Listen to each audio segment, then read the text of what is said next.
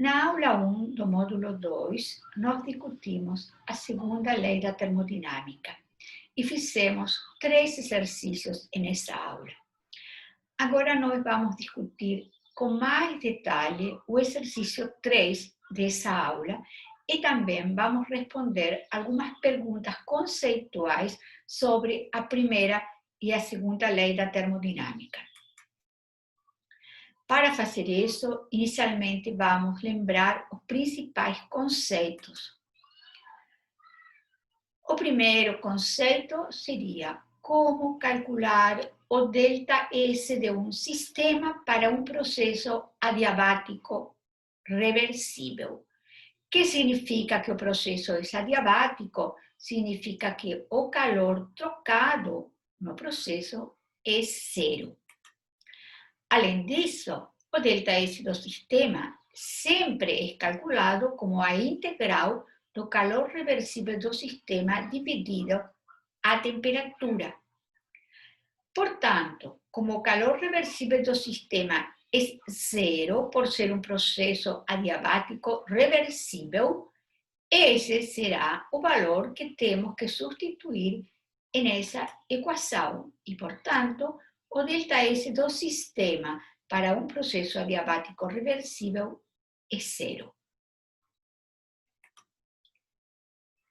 Como calculamos ΔS do sistema para um processo irreversível, no caso geral? Como a definição de ΔS, ou seja, de mudança de entropia do sistema, é integral do calor reversível do sistema dividido a temperatura, e isso é sempre uma equação geral, uma definição geral, nós teremos que calcular esse ΔS entre o estado inicial e o estado final através de um caminho reversível entre esses dois estados.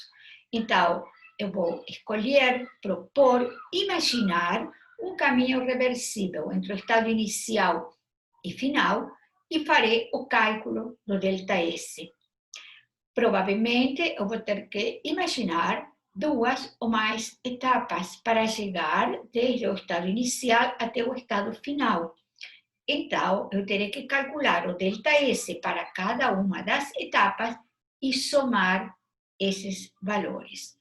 Lembremos que o ΔS é função de estado e, portanto, depende da diferença de entropia entre o estado final e o estado inicial. Como faço para calcular o ΔS da vizinhança para um processo irreversível? Sempre calculo o ΔS da vizinhança como menos a integral, menos, do calor do sistema dividido a temperatura. Por que menos o calor do sistema? Porque o calor trocado pela vizinhança é igual em valor absoluto ao calor trocado pelo sistema com o sinal trocado. E a vizinhança enxerga esse calor como um calor reversível. Então, esse calor que eu coloco aqui na equação para fazer a variação da diferença de entropia é o calor verdadeiramente trocado no processo irreversível. Como faço, então, no caso de um processo adiabático irreversível? E, nesse caso, o calor verdadeiramente trocado é zero. É um processo adiabático irreversível. Qualquer processo adiabático é caracterizado pelo calor igual a zero. Não importa se é reversível ou irreversível. Então, o calor verdadeiramente trocado nesse processo foi zero. Portanto, o ΔS da vizinhança será zero para um processo adiabático irreversível. Então, com esses conceitos, nós vamos tentar discutir mais uma vez o exercício 3 da aula 1 do módulo 2. esse exercício é o mesmo exercício que já tinha sido resolvido no módulo 1 para calcular calor, trabalho, ΔU e ΔH. Lembremos, então, que nesse exercício nós partimos de um estado inicial, onde a pressão inicial era 15 atm e a temperatura inicial era 300 Kelvin. E nós calculamos qual era o volume inicial. Esse cálculo está feito novamente aqui.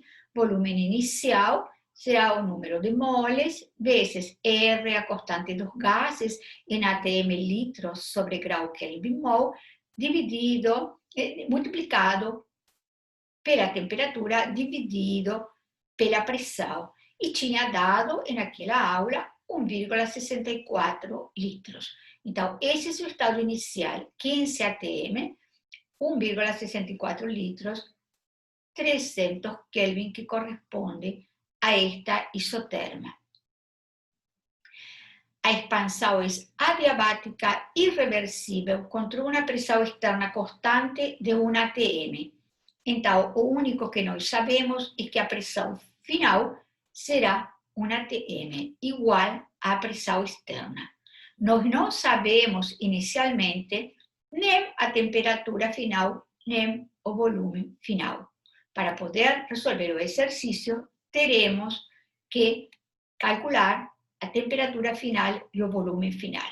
O único que nós sabemos é que a temperatura não será 300 Kelvin, que o gás vai resfriar porque é uma expansão adiabática.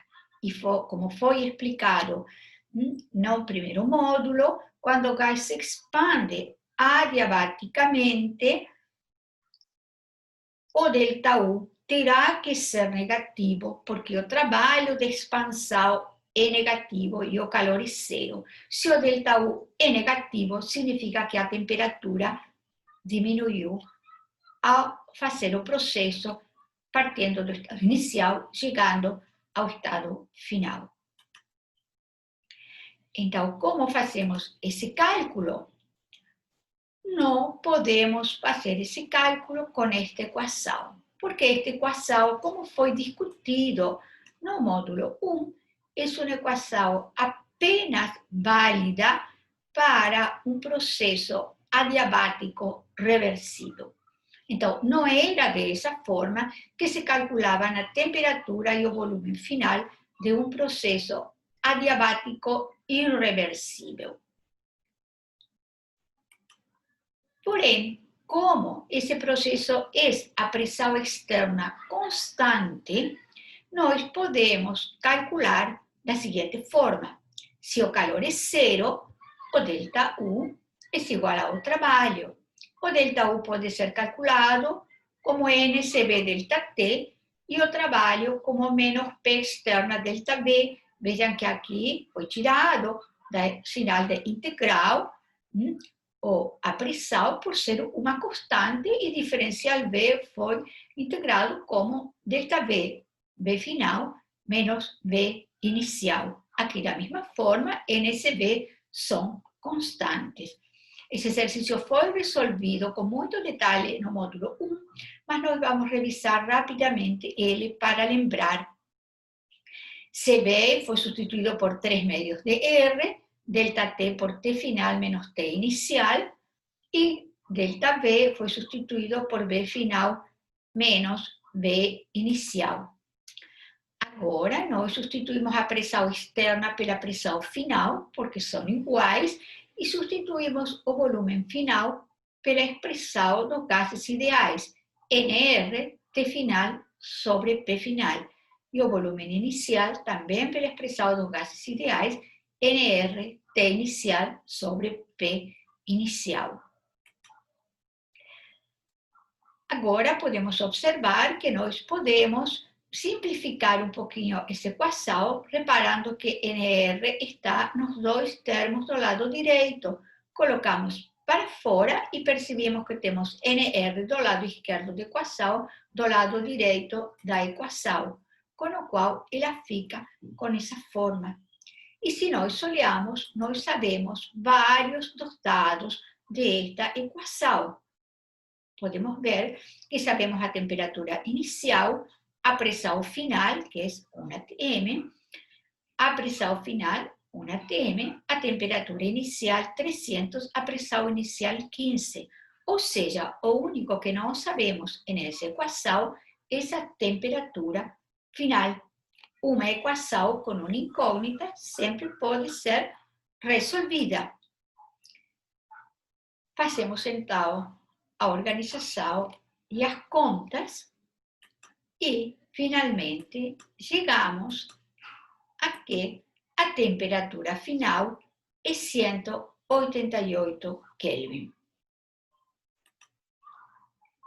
Com essa temperatura final de 188 Kelvin, nós podemos calcular o volume final usando a equação dos gases ideais e o valor resulta 15,4 litros. Como então agora farei o cálculo de ΔS do sistema? Como já falamos, temos que escolher um caminho reversível entre esses dois estados, o estado inicial e o estado final. E claro, ao escolher esse caminho, vou usar pelo menos 2 etapas e vou usar um caminho que eu saiba como calcular. Não só que saiba como calcular, mas que também eu tenha os dados necessários para fazer esse cálculo. Então, provavelmente será um caminho isotérmico, isobárico ou isocórico, que são os caminhos que nós sabemos calcular.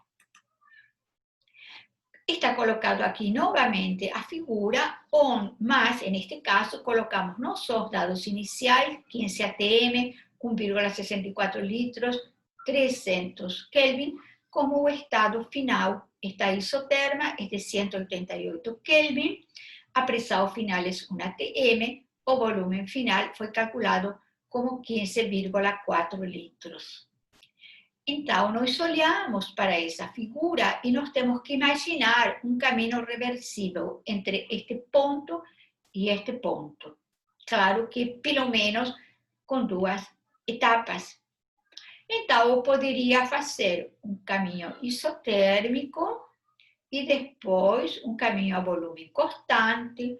Poderia fazer um caminho a volume constante, depois um caminho a pressão constante, poderia fazer um caminho a volume constante até aqui e depois descer isotermicamente até o estado final e muitas outras possibilidades.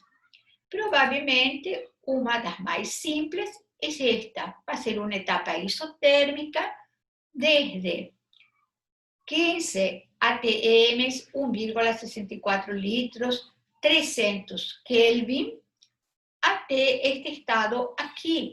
Esse estado tem o volume final, 15,4, e ainda tem a temperatura inicial, 300. Claro que a ele corresponde uma pressão que nós não sabemos quanto é, poderíamos calcular, mas já verão que não precisam fazer esse cálculo.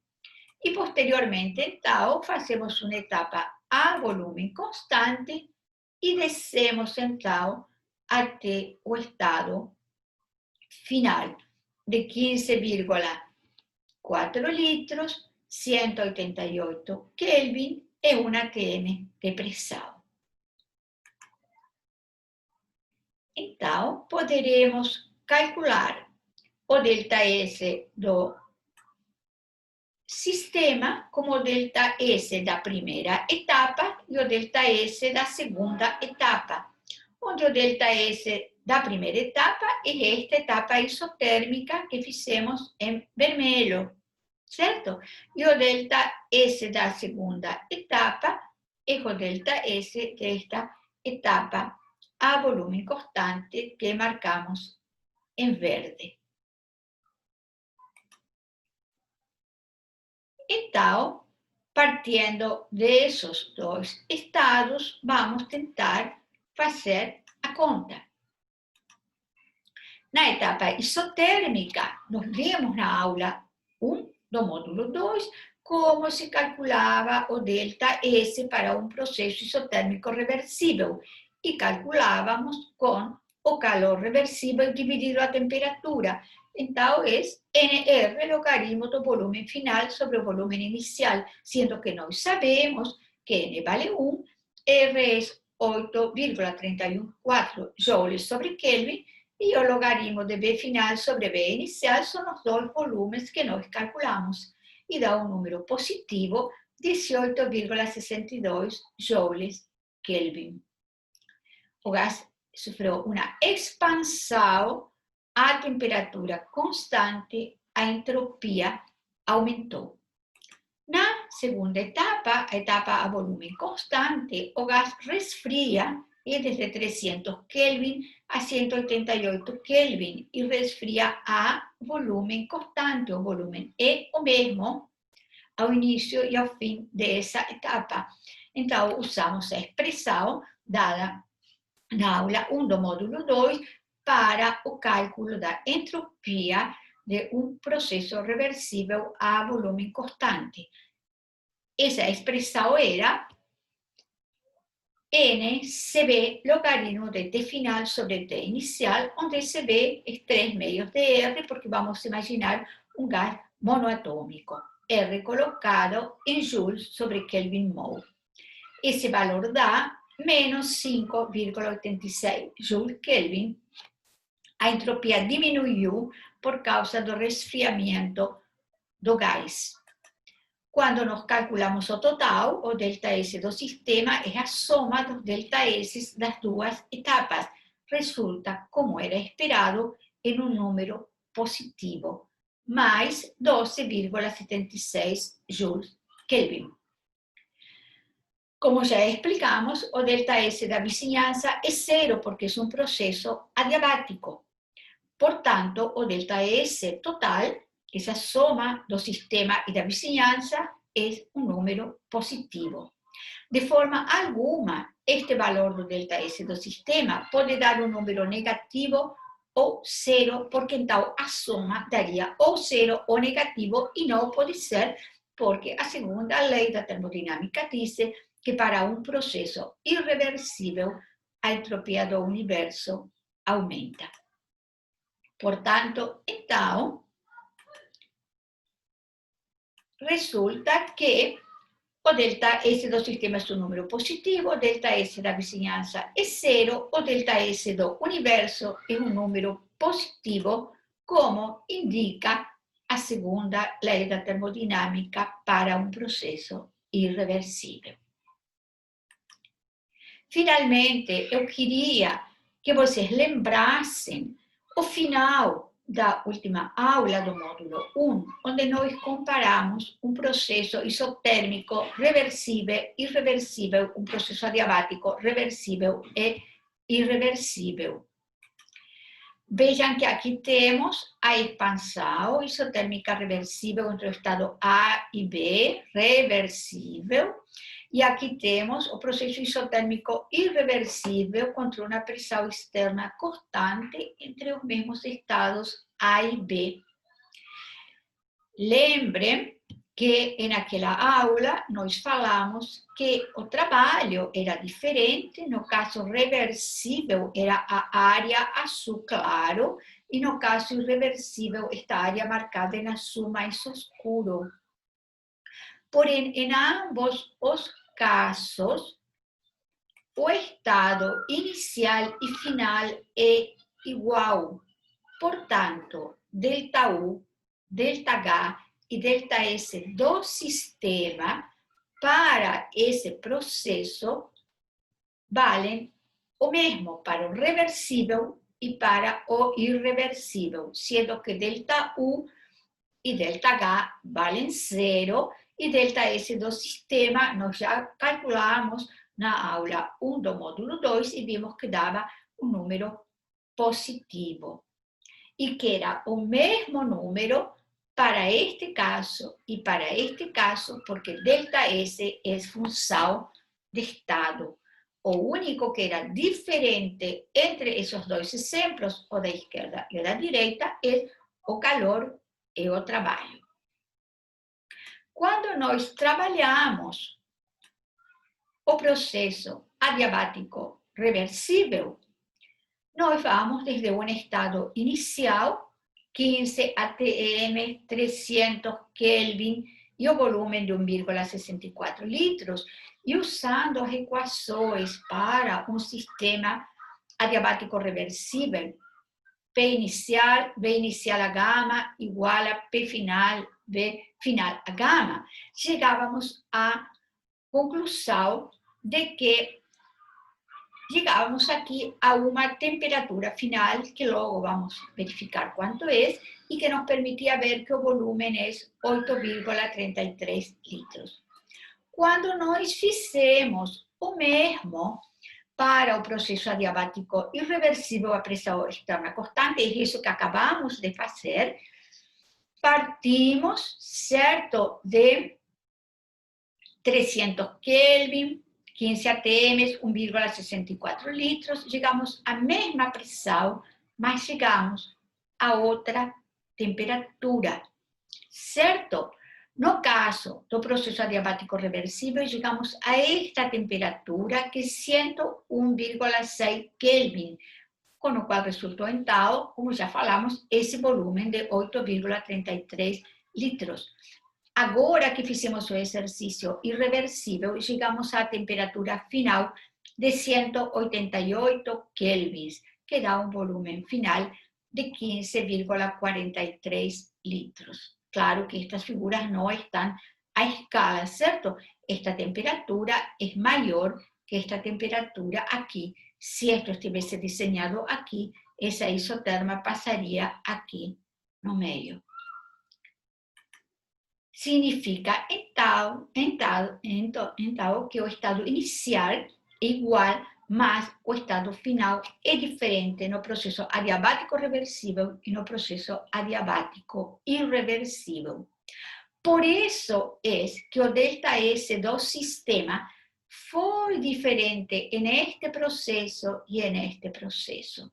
Neste processo, o ΔS do sistema é zero, porque o calor reversível é zero, porém, neste processo irreversível, acabamos de calcular que o ΔS do sistema foi um número positivo. Finalizando essa discussão, neste caso, que é isotérmico reversível, o ΔS do universo é zero. No caso adiabático reversível, o ΔS do universo é zero. Mas, no caso isotérmico irreversível, o ΔS do universo é um número positivo. No caso adiabático irreversível, também é um número positivo.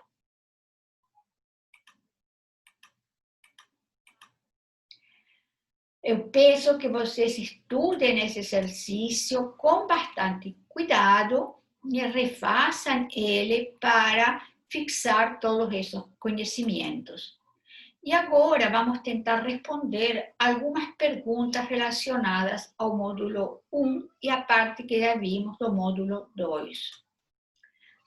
A primeira pergunta é essa. Para uma amostra de um gás ideal, que experimenta uma série de transformações reversíveis percorrendo um ciclo, qual é o calor final total para o processo? É 100 kJ. Se o calor final total para o processo é 100 kJ, qual é o trabalho para o processo total?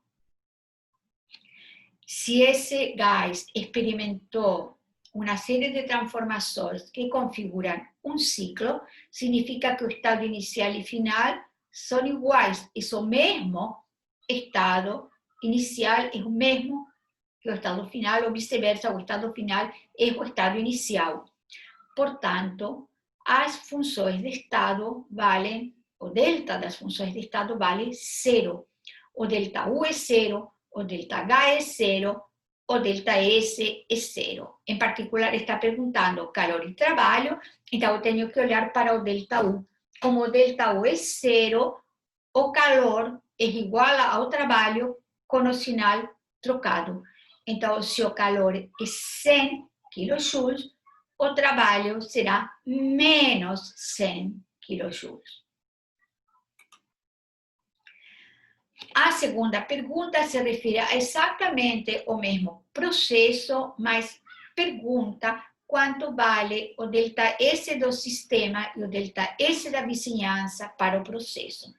Como acabamos de falar, ΔS é função do estado, esse é um ciclo, então o ΔS vale 0.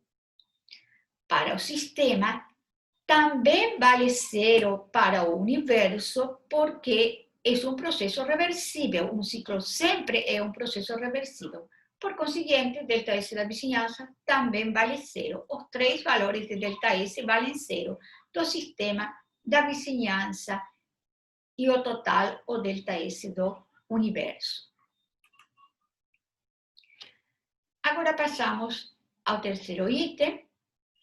Um mol de um gás ideal, inicialmente a 300 Kelvin e 1 atm, experimenta uma expansão adiabática reversível até 0,5 atms.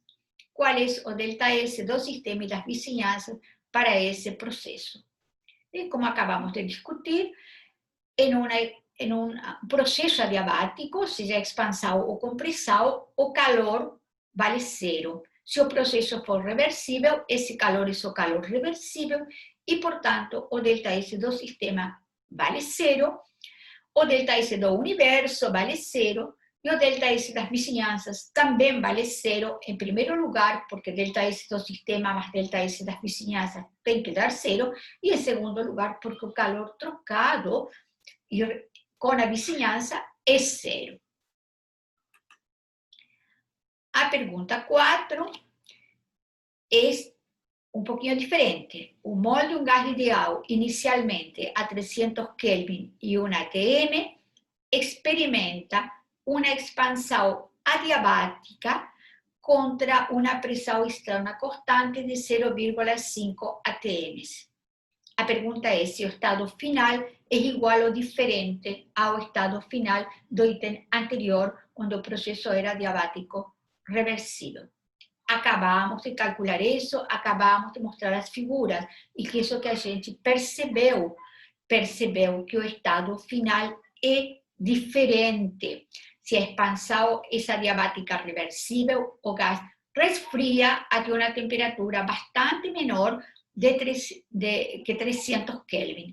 Se a expansão é adiabática irreversível, resfria também, mas não tanto como resfriou no processo reversível. Então, a resposta é: o estado final é diferente do estado final do item anterior. Então, agora a pergunta é: os valores de ΔU, ΔS e ΔH são iguais ou diferentes para estes dois processos? São diferentes, porque ΔU, ΔS e ΔH são funções de estado, dependem do estado inicial e do estado final. O estado inicial é igual, mas o estado final é diferente. Então, esses valores são diferentes. Não podemos saber inicialmente os números, né? Mas nós sabemos que são valores diferentes. Apenas podemos saber que aqui, quando seja reversível, sim, tudo bem, a gente sabe, sem fazer conta, que o ΔS do sistema vale 0, da vizinhança vale 0, certo?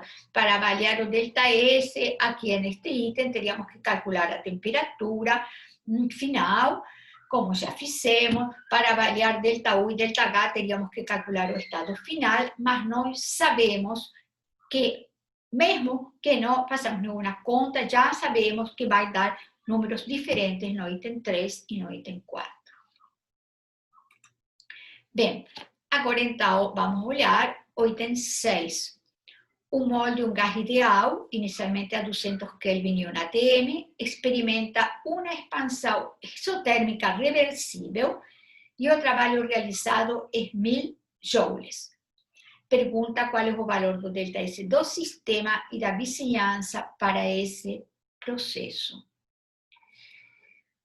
Se o processo é isotérmico, significa que o ΔU vale 0. Nós estamos falando que o trabalho foi menos 1000 joules, então significa que o calor é menos o trabalho, então o calor é mais 1000 joules.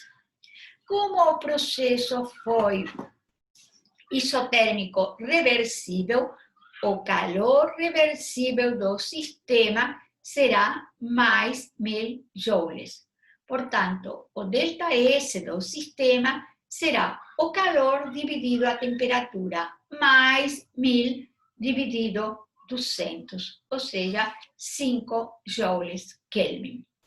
Quanto vale o ΔS da vizinhança? Menos o ΔS do sistema, porque é um processo reversível, o ΔS do universo vale 0. Então, o ΔS da vizinhança será menos 5 joules dividido Kelvin.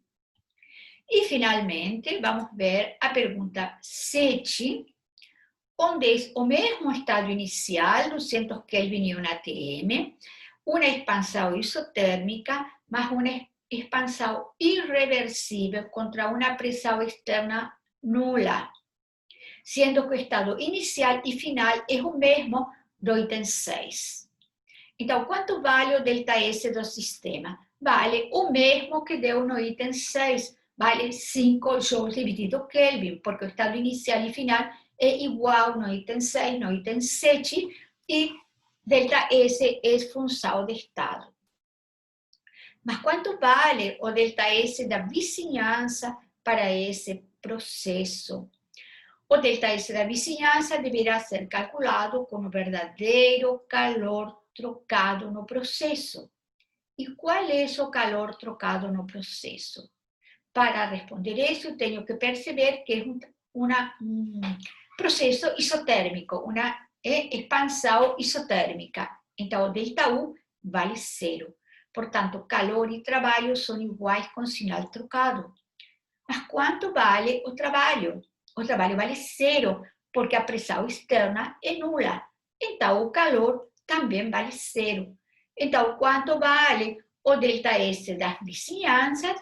Vale 0, porque o calor é 0. Quanto vale o ΔS total? É igual ao ΔS do sistema, ou seja, é 5 joules dividido Kelvin. Então, finalmente, queria lembrar a vocês quais são os conceitos importantes da aula 1 do módulo 2. Conseguir ver a diferença entre um processo isotérmico reversível e um irreversível. A diferença entre um processo adiabático, reversível e irreversível. Ver como calculo o ΔS para um processo a volume e a pressão constante. Obviamente que aqui eu tenho que conseguir ver a diferença e conseguir calcular os valores de ΔS. Em todos os casos, então, eu tenho que poder calcular ΔS do sistema, da vizinhança e o ΔS do universo, e eu tenho que saber quais equações são válidas em cada caso. Bons estudos para vocês.